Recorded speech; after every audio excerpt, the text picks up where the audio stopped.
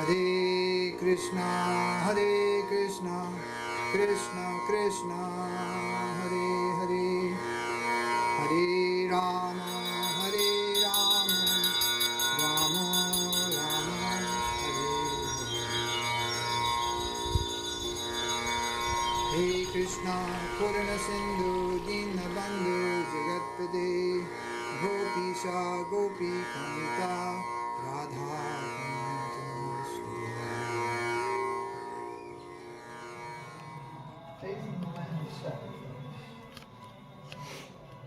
Sri Chaitanya Mahaprabhu is putting the question that Sri Ramananda Roy is answering in disposing. The entirety of theological development was expressed there on the banks of the Godavari River. Interesting. Sri Chaitanya Mahaprabhu is magnanimity and sweetness combined. And that meeting on the banks of the Godavari was the only time Sri Chaitanya Mahaprabhu revealed his real identity. So you see those pictures. It's quite, the pictures Mahaprabhu is sitting, Ramananda Roy is sitting in front of him, and Ramananda Roy is going like this, and Radha and Krishna are kind of there next to Mahaprabhu. I don't think that's what he saw at all.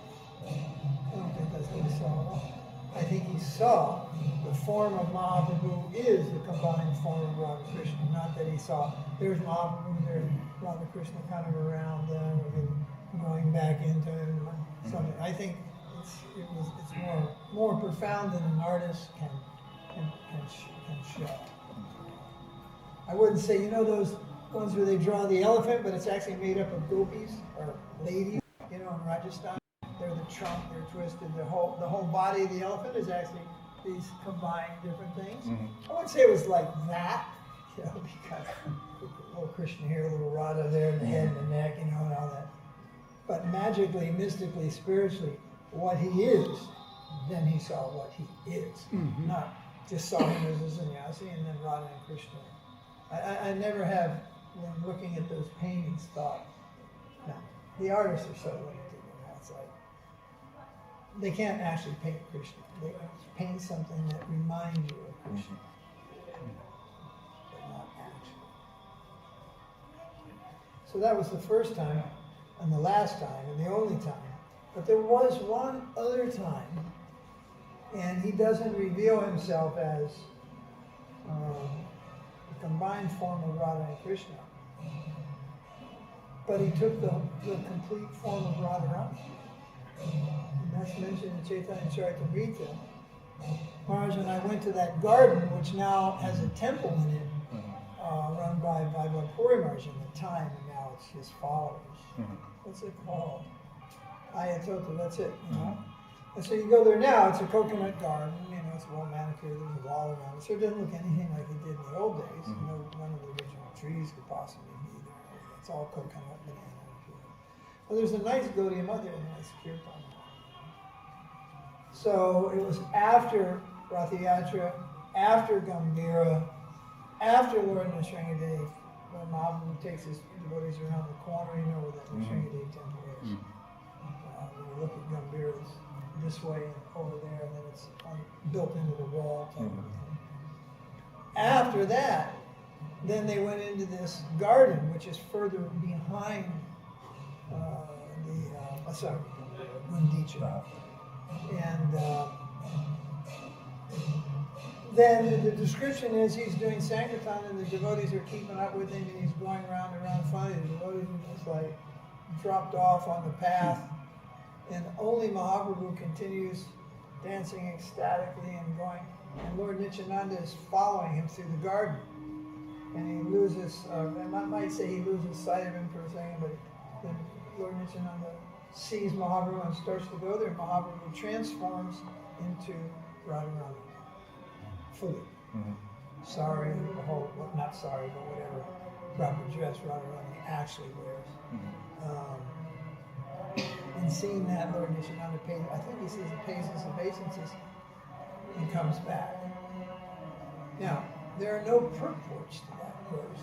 Now you would think from yonder around here, the people would just pounce upon that verse.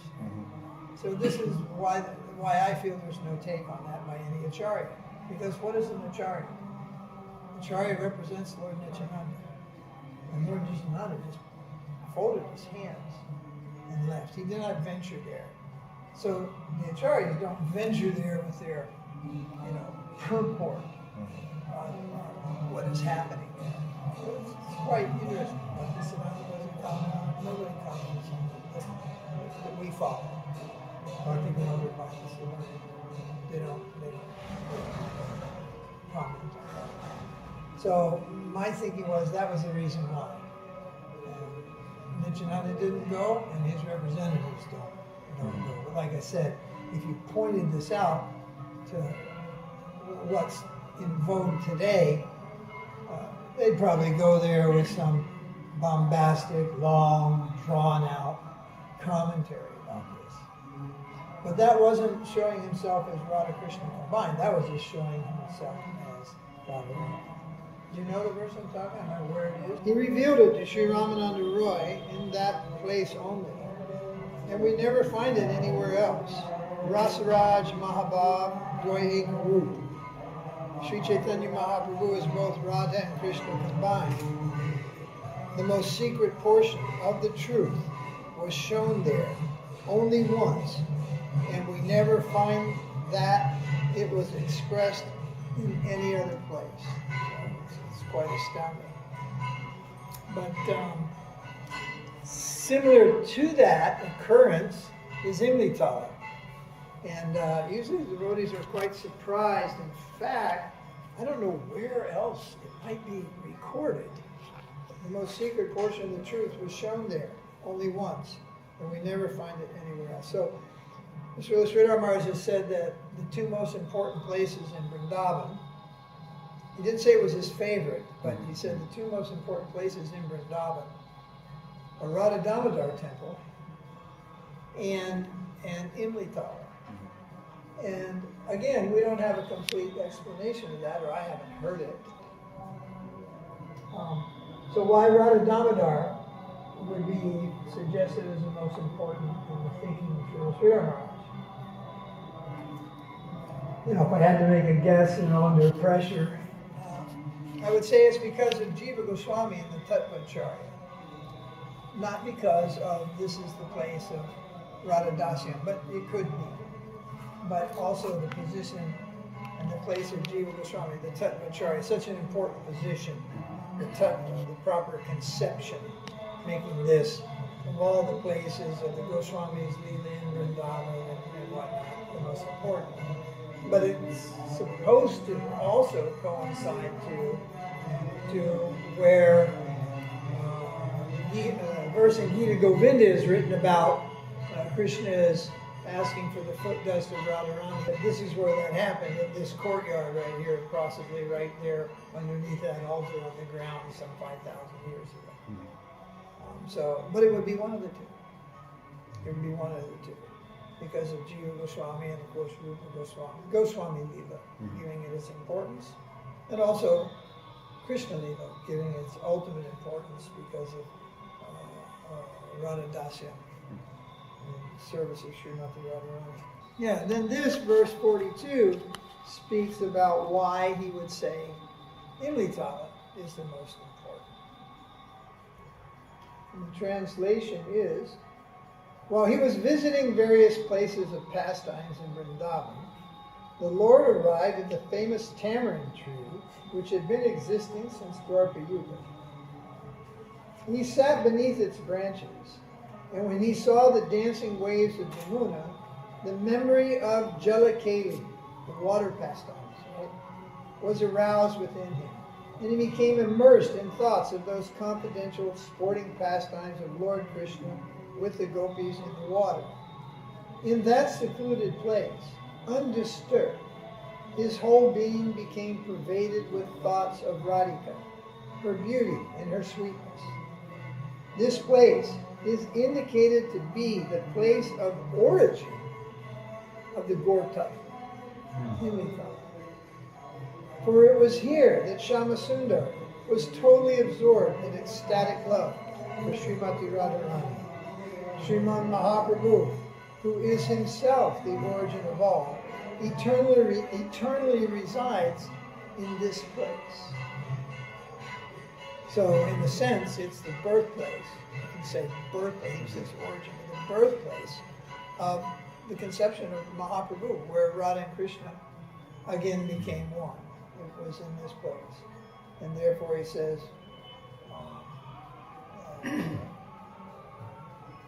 he eternally resides in this place. I sing with joy the unending glories of my Lord, Gaurasundar, the beautiful, and the divine abode of pure love. So unless, as far as I know, unless you gleaned the importance of Imlital from this verse by Srila Sridhara, or heard it from similarly connected persons in the Gaudiya Math, which I would now whittle down to almost none, I would almost place my chips that this is the only place in the English language, or possibly in any language, that's accessible. Anyway, this verse, and so I honestly think, unless a person has understood that from this, where did they get the understanding unless they heard it from somebody who's repeating it? I've never heard it anywhere else. Have we ever read it anywhere else? In any other book? Any other Gaudiya Math book? Any articles? Bhakti Siddhanta? Anything like that? No, I haven't come across So then it's one of two things. Sridhar Maharaj's personal divine realization, or it was something that was shared by Bhakti Siddhanta that just didn't make it to print. And it's just one of those gems that, doesn't hit the front page all the time. But nonetheless, it's a gem amongst the gems. It's a gem of gems. You follow? Yeah. So I think that is, to be able to recognize that is in itself a sufficient, not sufficient, but an appropriate glorification of Srila Sridhar Maharaj, because it certainly demonstrates, either way you look at it, his profound standing in self-realization and prema bhakti and Gaur Lila and Krishna Lila, and to pull that all together, and or it represents his ability to retain those gems of Bhakti Siddhanta and retain that in beautiful verse so that it goes forward for generations. But when we say generations, there's just a handful of people who pay attention. Of course, anybody reads it, hears it, but whether they actually lock onto it and understand, wow, this is special.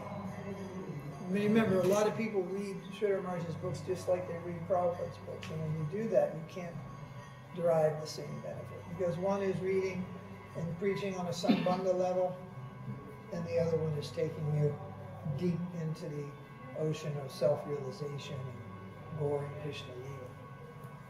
Am I correct in saying that? Yes. Yeah, quite beautiful. Shri Deva Swami Narasingha.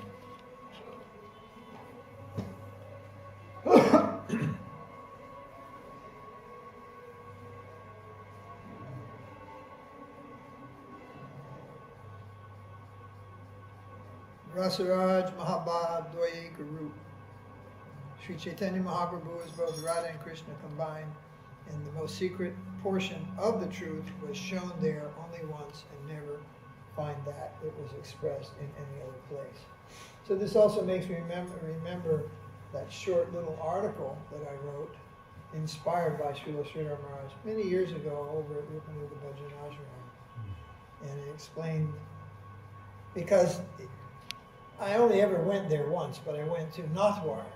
And in Nathwar, I had heard in Bombay that they called Vallabhacharya Mahaprabhuji. I just heard some stuff. So, we had our camera gear, me and Vishnu Maharaj, so we just put on the goober routine, went there and asked him, who is the Vallabhacharya? And we got the whole spiel who was Vallabhacharya. They basically just carbon copied Chaitanya Charitamrita, and they were just telling us one pastime after the other, which is about 3, and I couldn't stand any more than that. So then I said, did Vallabhacharya, did he ever meet, what was his name? I can't remember, some Chaitanya something. And they said, oh yes, when Vallabhacharya presented his Bhagavatam to Caitanya Mahaprabhu took his own Bhagavatam and threw it in the ocean. And I went, oh, that's interesting. And then I looked at Maharaj and said, we've heard enough. Good luck, guys. So we just turned around and marched out the room. Where'd they go? So, you know, if you play a lot of people, you get the song that they really sing. So anyway, so that was, you know, the inspiration. Sri Chaitanya Radha Krishna Nayana Doi Guru. So I thought, well, then the generic meaning of Mahaprabhu cannot just mean great master, because anybody can claim it. And it is one of the names, if I'm not mistaken, in the Vishnu Sahasrama. So it is a name of the Vishnu in the Vishnu Tattva, but who does it apply to? And so I wrote this little article that it only applies to Chaitanya Mahaprabhu, who's the combined form of Radha and Krishna. Maha meaning Mahabhav and Prabhu meaning Rasaraj, Krishna. Not just great masters. You follow? Is that accurate? Yeah. So that was inspired actually by that verse from Chaitanya Charitamrita and Srila Sridhara Maharaj, and it was just obvious that it just can't be a generic great master, because then you could call Bhattacharya great master. He's got a tika maybe even on Vedanta. Yeah. And we don't even have a tika on Vedanta, actually. You know, one was written a long time ago. Mahaprabhu didn't write one. 6 Goswamis didn't write one. Well, they did, Vibhushan wrote it, right? So, and it's not even a matter of really that much importance for us. It was just to stay the arguments that were stemming out of Galta that Gaudiyas should not be worshipping Govinda Devi, because they're not a bona fide sampradaya without a tika. So he presented that, and that's pretty much all it was meant for. Although there's more in it than you know, just what it was meant for. It's chock-a-block with the Gaudiya. The whole cause of existence is twofold. The predominating part of beauty and the predominating part of beauty. Where? Maybe in Bhakti we know some expression like that. That is so unique to Srila Maharaj. And unfortunately, people's ears get conditioned that they can only hear the absolute truth in a certain vocabulary. And that's so true of many Western devotees. And I remember when Krishna Reality, the Beautiful, people's response was, Krishna? What's that? Prabhupada said Krishna is the Supreme Personality of Godhead. But he wasn't the first one to say that. But that's what he chose to speak more. But when they heard Krishna Reality, the Beautiful, said, what's that? The sound, it wasn't, oh, no, Krishna is the Supreme Personality of Godhead. So when Yasa speaks up and says, what did you learn? I mean, when Sridhar Maharaj is asking, what did you learn, or however he phrased the question from Prabhupada, what did he teach you? He goes, Krishna is the Supreme Personality of Godhead. And Sridhar Maharaj goes, well, that's also debatable. I don't think you can catch it, you know. They have jaundice, is why. That which is sweet gives them no taste. They can actually even find it bitter, unfortunately. But according to Prem Kishore, more people are softening up or taking interest. At one time somebody made the comment, they said, oh, Hridayananda Maharaj is becoming favorable to Sridhar Maharaj. But the reason the way they were saying it is like, now the good fortune will go to Sridhar Maharaj. Understand? That if this gentleman is favorable to Sridhar Maharaj, then it's Sridhar Maharaj that will benefit. Yeah, now I'll give you an explanation in the name of Prabhupada. If it just, when it generally means at whose feet many masters sit. Well, isn't that unique? And doesn't that just dandy upgrade for all of us, all of them, right? There was Prabhupada, and then there was all his disciples. There wasn't any other great masters sitting at his feet. And mainly derelicts, ex-drug addicts, hippies, all kind of demented people had been saved by Prabhupada. And over the record, I'd hardly call them great masters. So it's almost, they keep looking at that and keep saying that means at whose feet many masters sit. But in the sense, it's a self-glorification. Their own humility should say, yes, well, if that's the meaning, then we've given an inappropriate title to Srila Prabhupada, because certainly we are not many masters. Even the present ones today represent Upasiddhantas, starting with the Jiva Tattva, and right through every Tattva, there's just an Upasiddhanta or an incorrect understanding or a total massacre of some sort or another. There's just nothing, which is laid out as it is, complete. Nothing. So, it's rather a type of self-glorification. But when you look and you look at the trends, when you look at the history, and you come to that Leela of Rupa Goswami, and writing that verse, and Mahaprabhu choosing him to be the head, and he gets also the title Prabhupada, which is also given to Mahaprabhu prior, and I think, is Prabhupada in the Vishnu Sahasranam? That's not a name of Vishnu. We're using Vishnu Tattva. So, you have Mahaprabhu as, in our world, the early, certainly not in a Madhva line, there was nobody called Prabhupada. So, he's the original Prabhupada.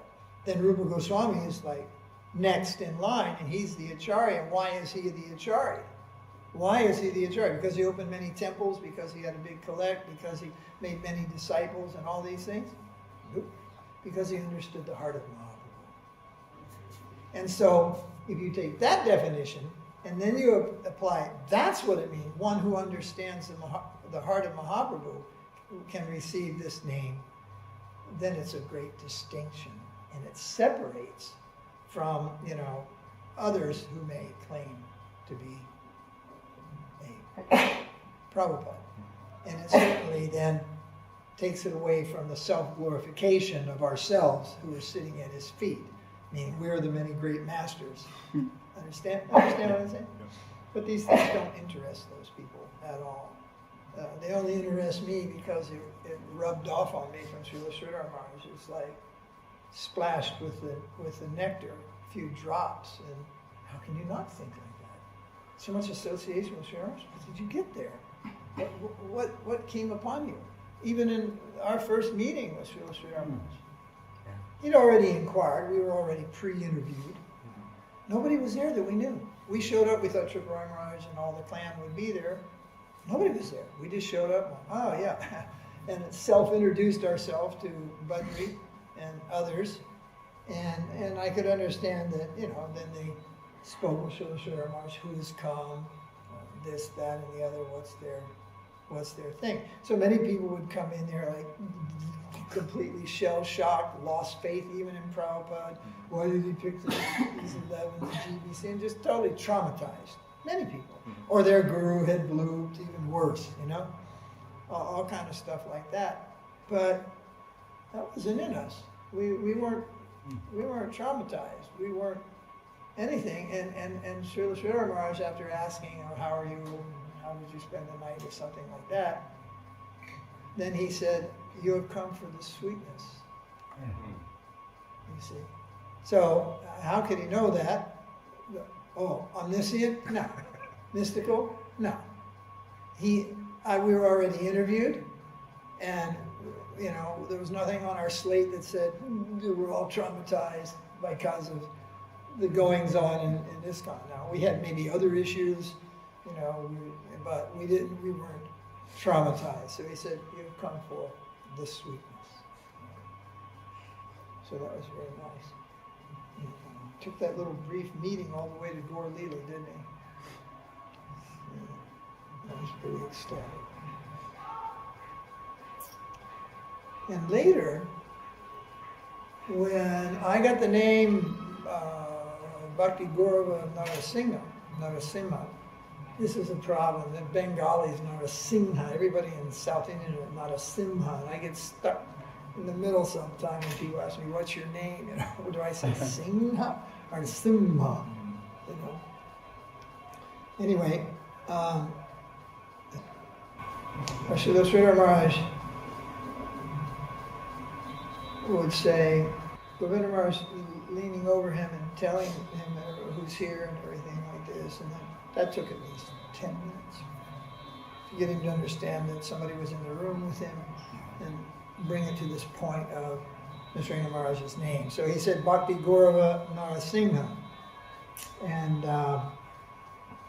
Srila Maharaj said Bhakti Narasingha. And Govinda Maharaj said it again, Bhakti Gaurava Narasingha. And Srila Maharaj said, Bhakti Narasingha. And Govinda Maharaj said it again. Now, it might have been more than 3 times, it was 3 times for sure. The third time he said it, you could hear it all the way to the street.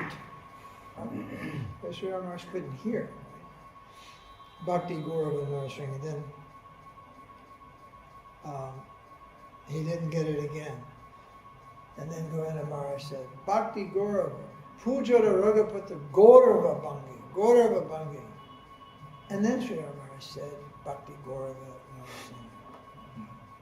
And so I didn't realize at the time how important that verse would become to me in a sense. In other words, here's your name, here's your mission. It's in here. Here's your bhajan, here's your practice, and here's what you fight for. Here it is, it's right there. Time. To me, that's what it became known. Just like for us, we're not here because I gave some money. We're here because we stood up for the line of Sri Rupa, our Parampara, and our Guru Varga, including Sridhara Maharaj and Prabhupada, and people with infinite amounts of money, more than us, and more followers than us. You know, we've got a third of our mission sitting right here. We got it. And they're thinking, you know, a lot of my old friends are thinking, oh, they gave him some money, you know. A lot of people would give money here. They didn't get a place here. They didn't get service here. And that demonstrates our relationship here also, you know, and as well as having received the chair of their father. It's not the chair in the way we speak of the chair. Yeah, Damodara. No.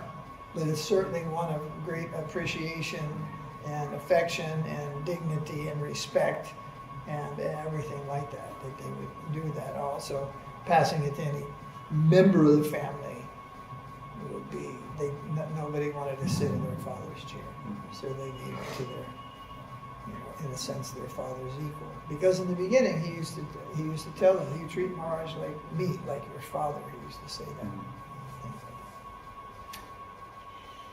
Okay, this has been taught by Sri Caitanya Mahaprabhu in Bhagavatam. The whole cause of existence are twofold. The predominated part of beauty and the predominating part of beauty. So distinctly Sridhar Maharaj there. Not power or force, but beauty and love is the prime cause. I mentioned somewhere one day in a talk recently, if there was no love between Radha and Krishna, there would be no love anywhere. There wouldn't even be affections that animals sometimes show to their offspring, or fish for that matter, you know. There would be nothing. There would be no affection, there would be no love.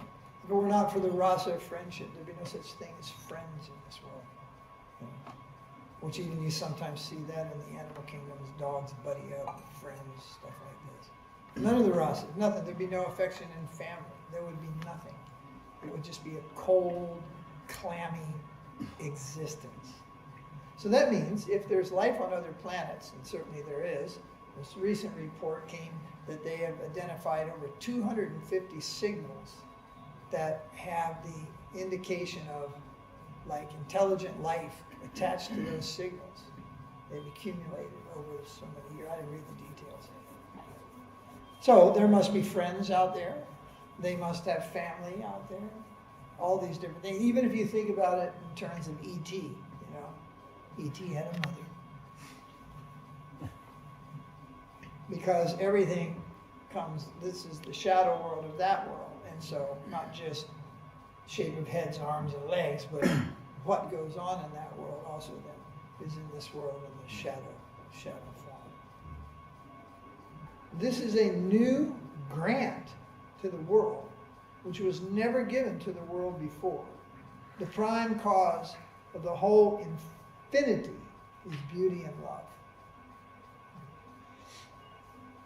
And this is the speciality of Srimad Bhagavatam and Sri Caitanya Mahaprabhu.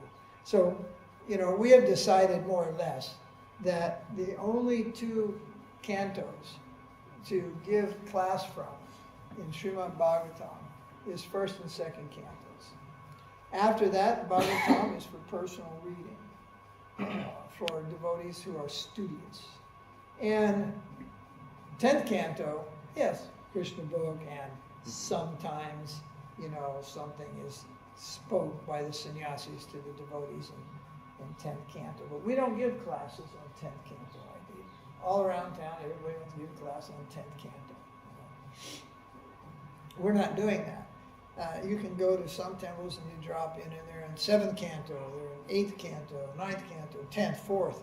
They're just all over the place, And they never get around to reading Chaitanya Charitamrita. And what is to be followed in all those other cantos? Nobody follows it, except for what great harm will come to you if you don't rise up from puja when a Vaishnava comes to the door, or fasting, or something like that. Or Kardama Muni in his spaceship flying around enjoying sex for 1,000 years or something like that. They don't get where the whole story is going. Then suddenly, here we are in 10th canto. So the important thing for self-realization lies in first, particularly in first canto. And second canto also establishes Krishna and his Leela, Dwarka, certain things. But after that, it just takes off on a whole menagerie of stories that lead up to 10th canto, and most people don't follow what it is. And then again, I don't remember ever. Maharaja Chaitanya Charitamrita class, and maybe read during milk prasadam at night or something like that. Can you ever remember in LA, Chicago, morning? Class? Srimad Bhagavatam class actually being a Chaitanya Charitamrita class? No. Not only that, they don't sing any other songs. They don't even know Sri Rupa Manjari Pada, its significance in our Parampara. They're just songs, and they just sing the ones the Prabhupada sang.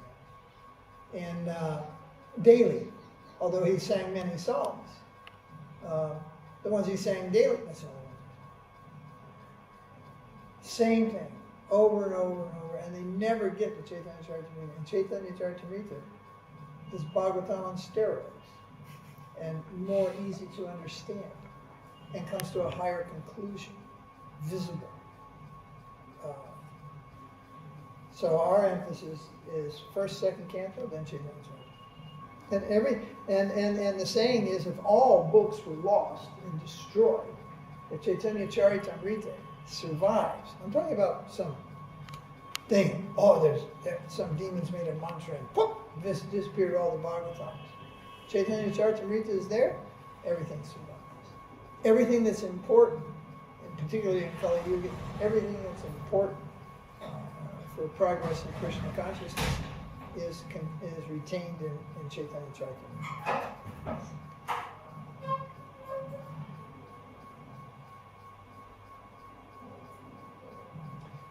So we need not be afraid. Apprehension is a superficial thing.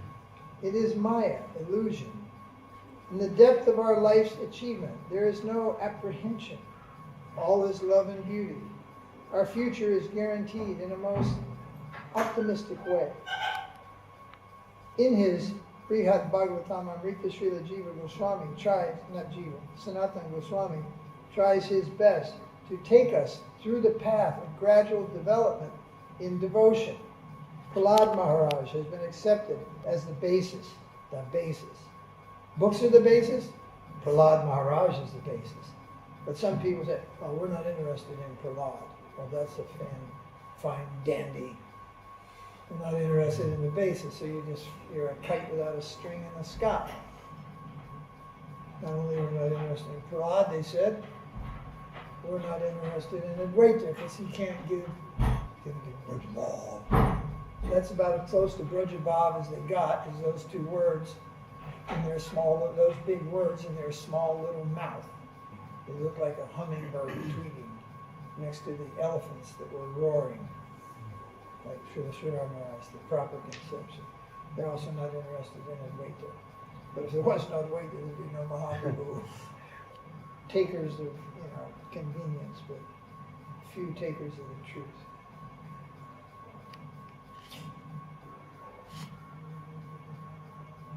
Prahlad Maharaj has been accepted as the basis, the beginning of pure devotion, Suddha Bhakti, in peacefulness, or Shantaras. Hanuman is above that in servitorship, or Dasyaras. Above that are the Pandavas in friendship, and Sakyaras. And Uddhava is somewhat in friendship connected with Vatsalyaras and consort, Madhurya. So he's a friend, but he has a connection, he has a capacity in both Vatsalyaras and in Madhurya Ras, if I read that correctly. Is that right? Mm-hmm. And Uddhava is somewhat in friendship, connecting with parenthood and consorthood, all three, because he has some capacity there.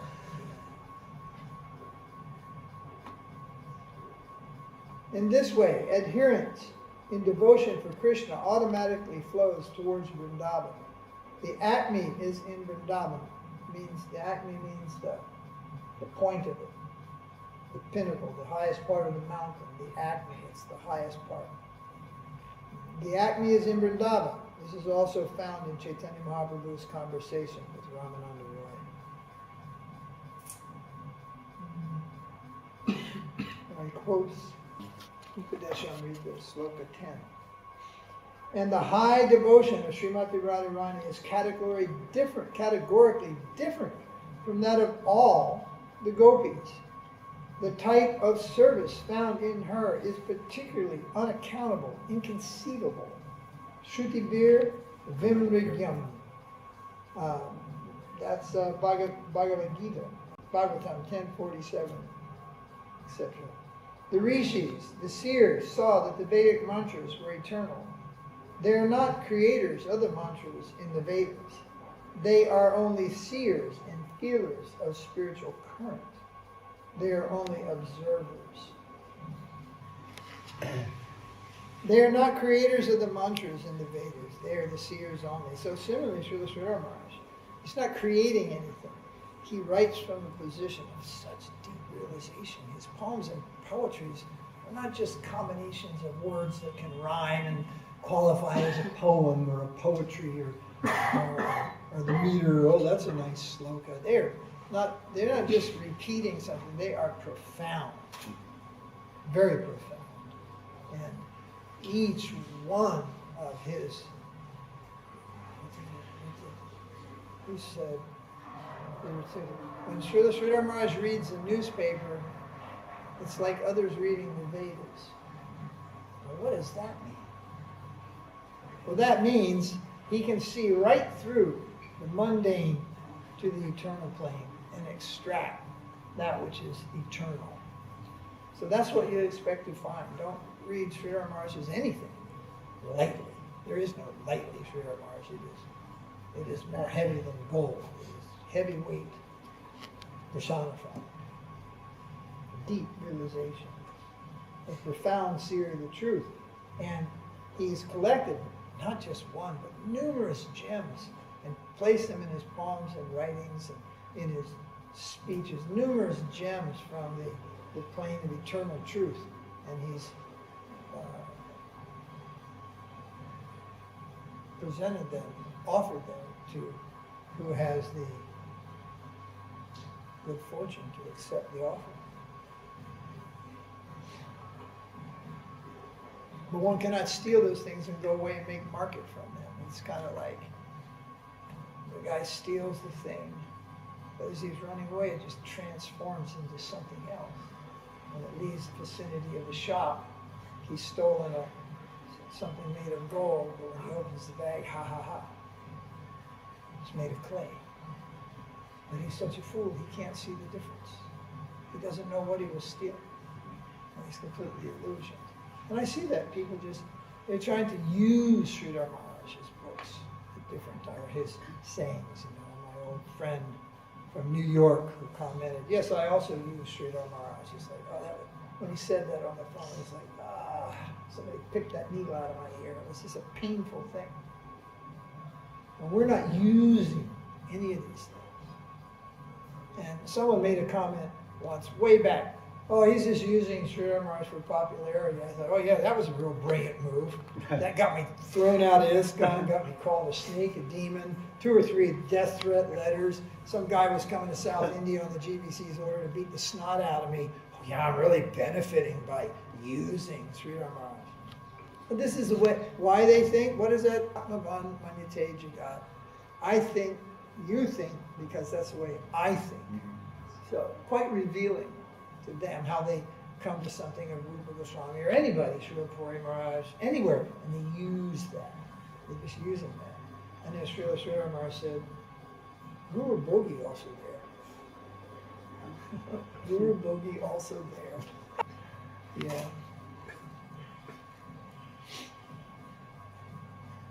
But little do they know, yes, for our benefit, we have accepted these things and we have benefited beyond their wildest expectation. The knowledge that is contained in the Shruti Vedas is not created by anyone or anything. It is eternal and flowing. The rishis are onlookers and recorders, and that Shruti has come to reveal the fundamental truth underlying the whole creation. Still, they are only inquisitive of something. They are inquiring about something. What that thing is, they do not know. They are only searching for the highest revelation that ever came down in the world.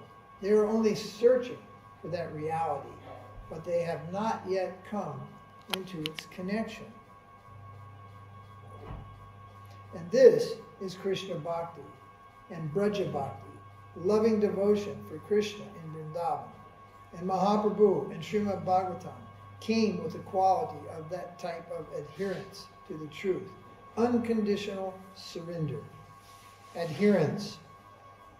Searching and serving attitude. Seeking such fortune of serving the truth. So I put this out there frequently. You cannot take, you must serve the conception. When you are captured by the conception, or what?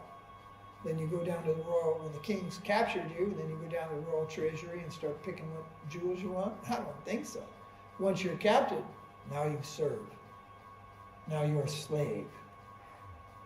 Without that, then you have no real movement in the palace. You just be locked in the dungeon. But with service, one is then given some movement, some interaction there. That higher type of truth in existence is such that if we can be only a seeker after it, we may consider ourselves to be possessors of the highest fortune. So when Srila Maharaj was asked the rather lame question, can you see Krishna? He said, no, but I think I'm on the right path. So they were just fishing. Let's get the same answer we got from Prabhupada. Yes, Prabhupada said, I am seeing Krishna. God is not dead. I am seeing Krishna face to face. And I think they take that literally also. And I don't. I don't take that literally. That is for the next life. That is such a rare thing. Krishna just comes in and reveals himself in that way. They think Krishna was in Prabhupada's room. There are all kind of fairy tales out there. They don't actually know what self-realization is. The Prabhupada was speaking the truth because he sees Krishna everywhere. Those with a divine vision see Krishna everywhere. Everything comes from Krishna. Everything is made of Krishna's energy. When you see a police car, it's as good as seeing the police, isn't it? If you don't know what a police car is, and you don't know what a policeman's uniform is, then how do you see a police? You don't know. So yes, he's seeing Krishna face to face, but I personally don't think that there were many, if any, occasions, because one does not embark on the preaching platform after that experience. I'm sorry. That is like, that just wipes out everything. That is for the world beyond. Sridhar Maharaj laughed and said, a dreamy thing. So many people say they saw Krishna, this and that. That's just a dreamy thing, he said. That's for the next life. After this world, that's that world. And there is where one sees his Lord face to face. Actually, seeing Krishna face to face in this world might destroy this whole body. And how you saw it with your eyes. You have to have eyes to see Krishna. So which way they're seeing Krishna? What does that mean? So Sridhar Maharaj answered, no, I have not, but I think I'm on the right path. And now he's qualifying that as once onto the right path, one should think I'm in possession of the highest fortune. Not to be so anxious for the end of that, so-called end of that infinite path. The prayojan, yes, I have seen. And, do you understand what I'm saying? That just floats in the bridge. You see these chocolate sadhus on all the pictures, or all these guys from the third generation, what it is, the father and the other son became a lawyer or something like that, and the grandsons now, the Bhagavad, they're all these pussy-looking, candy-ass sadhus. They don't have any self-realization. They're just fluffing themselves, their feathers up, that they were born in the Vrindavan. So the rickshaw were born here also. But they will not eat the fruit of the rickshaw. All right, Srila Goswami Maharaja ki jai. Hare Krishna,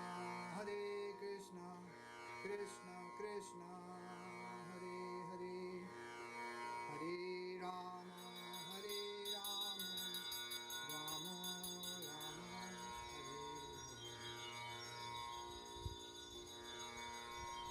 Krishna Purana Sindhu Dinabandhu Jagatpade